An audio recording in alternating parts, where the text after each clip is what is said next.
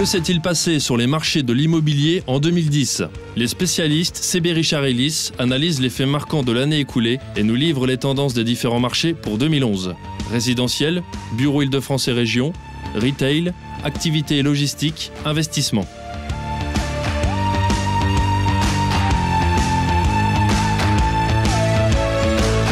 Le marché en 2010 a été incomparable à celui de 2009. Les acheteurs ont acté l'augmentation des prix et le marché de l'ancien a pu ainsi redémarrer parce que les fondamentaux sont restés bons.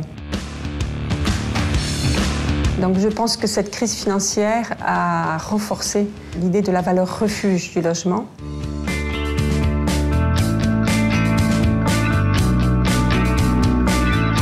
Le marché du neuf, malgré des constructions en baisse, est resté toujours dynamique. Pour quelle raison cette baisse d'activité? Vraisemblablement parce qu'on a eu beaucoup de communication dans la presse concernant les nouvelles contraintes vertes du dispositif cellier. Et je pense qu'il est important de ne pas trop modifier ce dispositif cellier qui finalement pourrait finir par perdre de sa crédibilité. Pour le début de l'année 2011, les nouvelles dispositions sont en place. Nous avons la concrétisation de la RT 2012.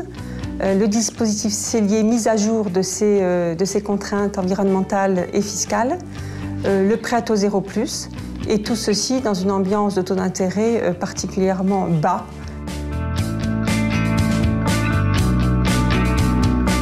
L'effondrement de la bourse a provoqué un regain d'intérêt pour les ventes en bloc. On a eu un marché à deux vitesses, le marché des immeubles prime parisiens, prisés et sécurisés, et dont les valeurs ont eu tendance à s'accélérer tout au long de l'année, et le marché du reste de la France, moins enclin des tensions, notamment sur ces mêmes valeurs.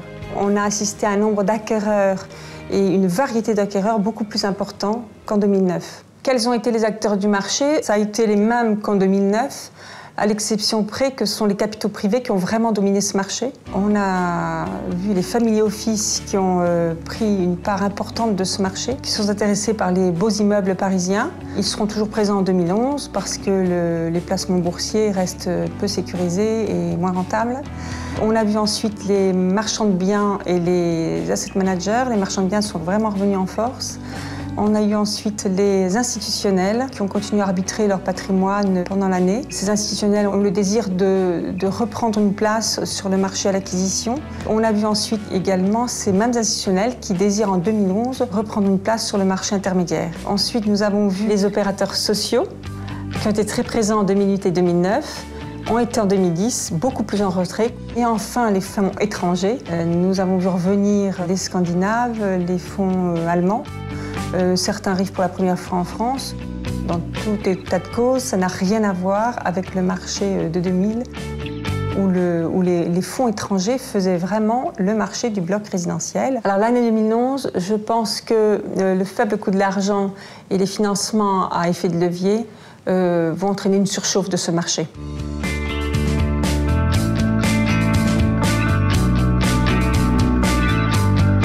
La vente lot par lot s'est bien comportée en 2010. La progression des prix est due à la rareté des produits, le report des actifs mobiliers au profit des actifs immobiliers. C'est un système de vente qui s'inscrit bien dans un cycle haussier, ce qui a été le cas en 2010.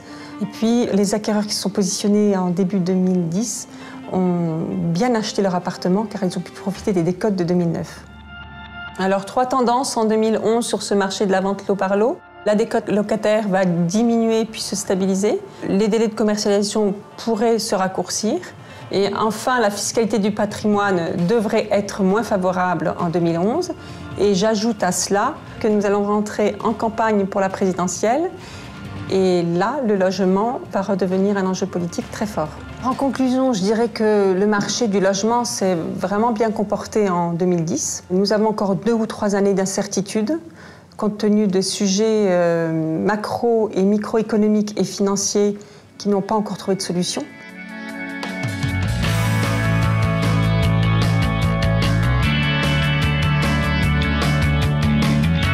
En 2010, notre contexte économique instable et incertain a renforcé l'attentisme et augmenté l'absence de visibilité des entreprises. La sortie de crise sera longue et chaotique et pour le marché des bureaux en Île-de-France, cela se traduit par une sortie en forme de taux ondulé. Donc les stratégies immobilières ont été successivement marquées par des stop and go. Tout au long de l'année, la demande exprimée a diminué. Et elle a même décroché à partir du 4e trimestre. Il y a quand même une exception. C'est le marché de Paris pour les surfaces jusqu'à 2000 m². En effet, ce sont les sociétés qui sont liées à l'activité internationale qui ont anticipé la sortie de crise. Donc elles ont investi, elles ont réagi plus vite que les grandes entreprises, mais elles sont restées très prudentes.